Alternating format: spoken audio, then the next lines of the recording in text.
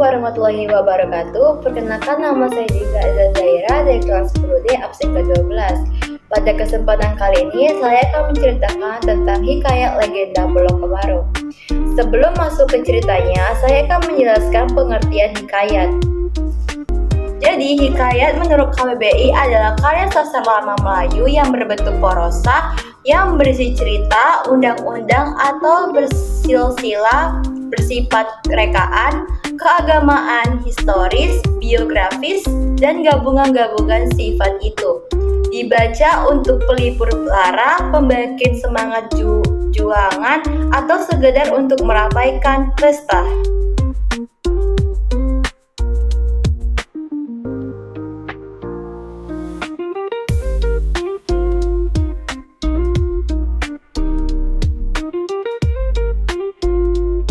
Nah, sekarang udah tahu kan pengertian hikayat apa? Sekarang langsung aja yuk kita masuk ke ceritanya.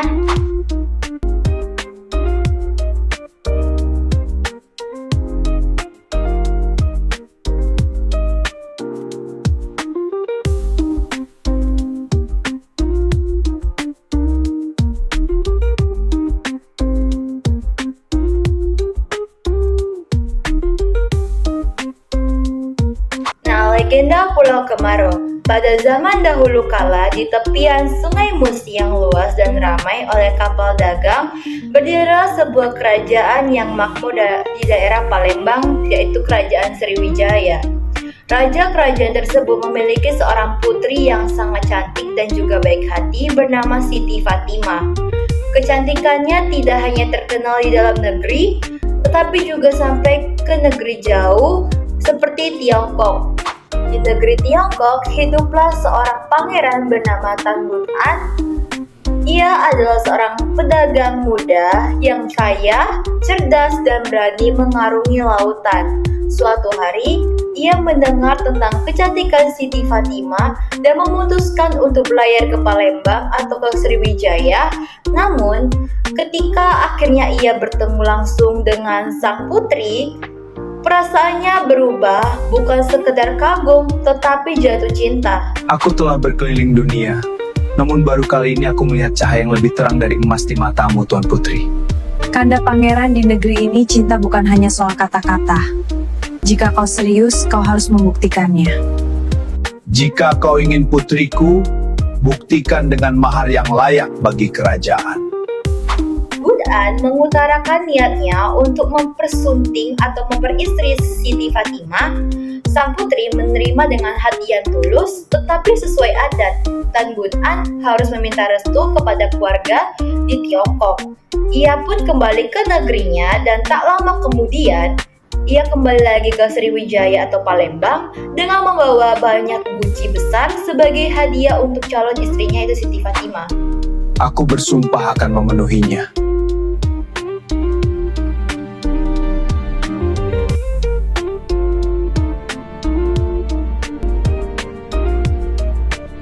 Akhirnya semuanya telah tiba.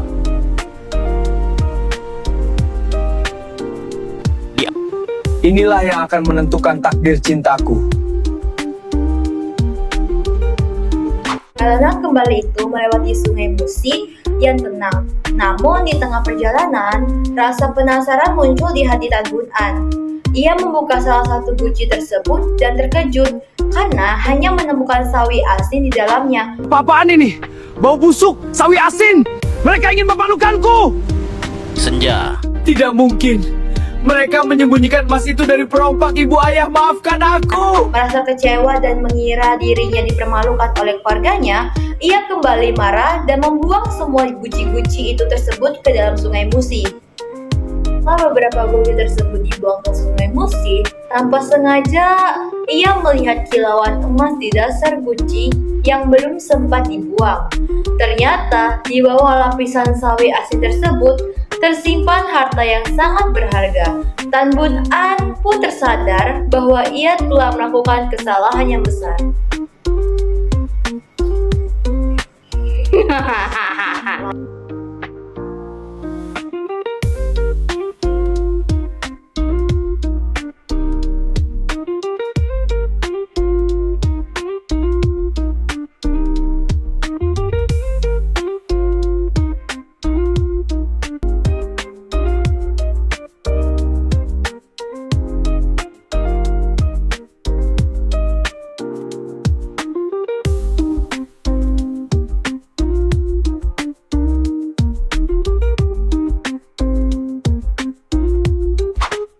penyesalan, ia langsung terjun ke dalam sungai tersebut untuk mengambil kembali guci-guci yang telah dia buang.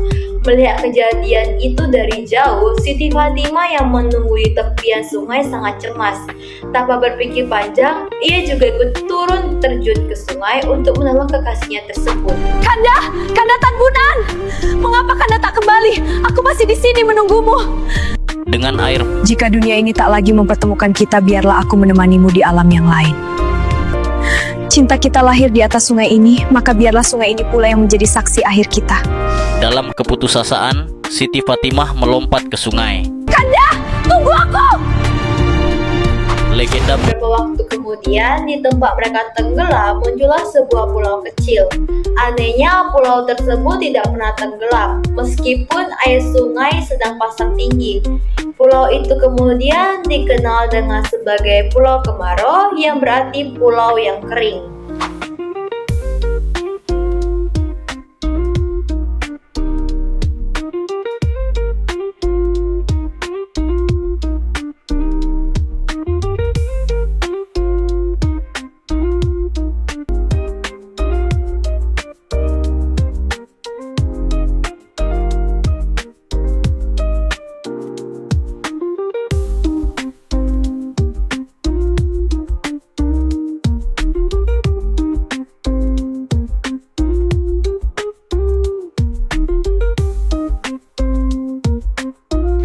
Hingga kini, Pulau Kemarau menjadi salah satu tempat bersejarah dan wisata yang paling terkenal di Palembang, serta menjadi simbol kisah cinta yang abadi namun penuh penyesalan.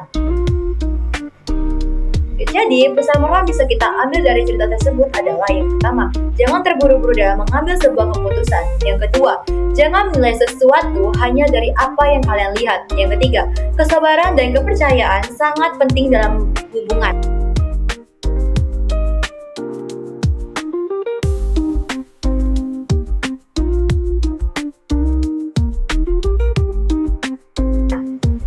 Sebelum saya menutup video pada hari ini, alangkah baiknya jika kalian semua mendengarkan sedikit pantun ya dari saya. Angin berebus berkelana, hujan indah rintik-rintiknya, tidak ada yang sempurna, mohon saran dan kritiknya. Nah, ada satu lagi nih pantun dari aku sebelum menutup, yaitu sungguh indah Pulau Jawa, Singapura, kotanya rapi. Semoga bermanfaat untuk semua. Saya undur diri, terima kasih. Wassalamualaikum warahmatullahi wabarakatuh.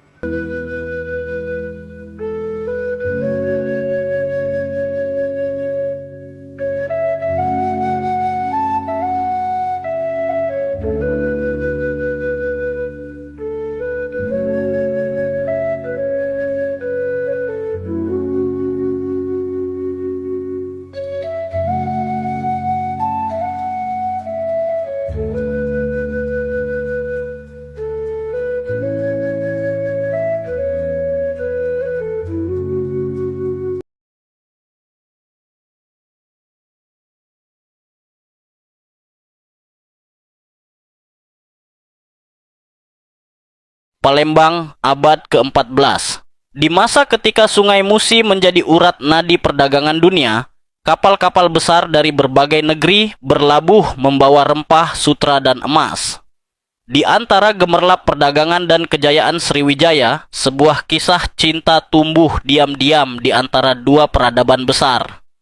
Tan Bun An, seorang pangeran dari Tiongkok, datang ke Palembang untuk berdagang.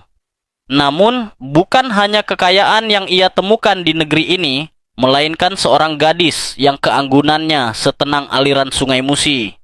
Dialah Siti Fatimah, putri bangsawan Palembang. Hari demi hari, pertemuan mereka menumbuhkan rasa yang tak lagi bisa disembunyikan. Aku telah berkeliling dunia, namun baru kali ini aku melihat cahaya yang lebih terang dari emas di matamu, Tuan Putri. Kanda pangeran, di negeri ini cinta bukan hanya soal kata-kata. Jika kau serius, kau harus membuktikannya. Namun cinta di negeri ini bukan sekadar janji. Raja Palembang, ayah Siti Fatimah, menuntut bukti kesungguhan. Ia memberikan syarat, 9 guci berisi harta sebagai mahar pernikahan. Jika kau ingin putriku, buktikan dengan mahar yang layak bagi kerajaan. Tan Bun An menerima syarat itu tanpa ragu. Ia mengirim utusan ke Tiongkok, meminta restu dan harta terbaik dari tanah leluhurnya. Aku bersumpah akan memenuhinya.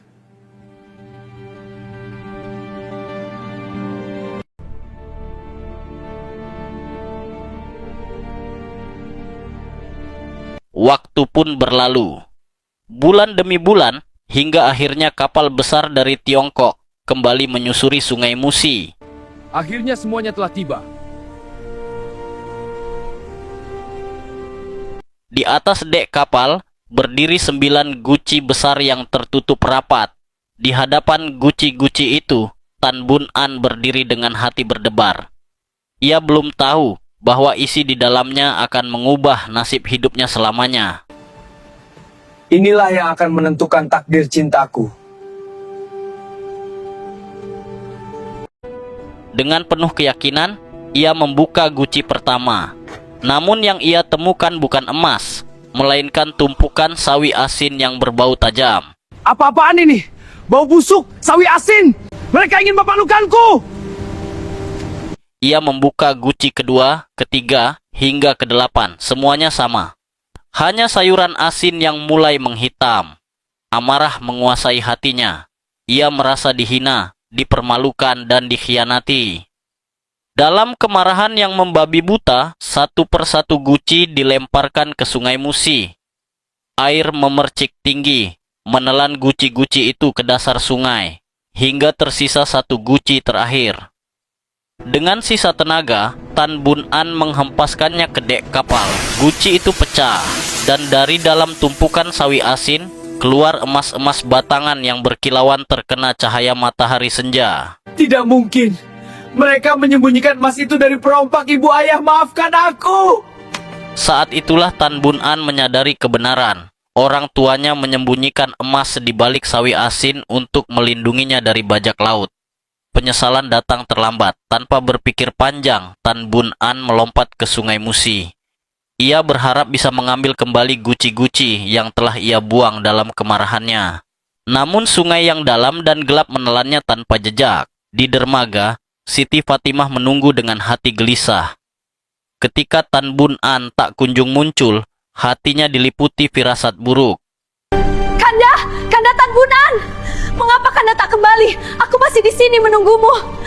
Dengan air mata yang tak terbendung, ia memandang Sungai Musi yang membisu. Jika dunia ini tak lagi mempertemukan kita, biarlah aku menemanimu di alam yang lain. Cinta kita lahir di atas sungai ini, maka biarlah sungai ini pula yang menjadi saksi akhir kita. Dalam keputusasaan, Siti Fatimah melompat ke sungai. Kanda! Tunggu aku! Legenda mengatakan, tak lama setelah itu, sebuah gundukan tanah muncul di tengah Sungai Musi. Gundukan itu semakin membesar, hingga menjadi sebuah pulau. Pulau Kemaro. Pulau yang lahir dari cinta, kesetiaan, dan penyesalan. Hingga hari ini, Pulau Kemaro tetap berdiri di tengah Sungai Musi. Mengajarkan bahwa cinta sejati membutuhkan kesabaran dan kemarahan sesaat bisa menghancurkan segalanya.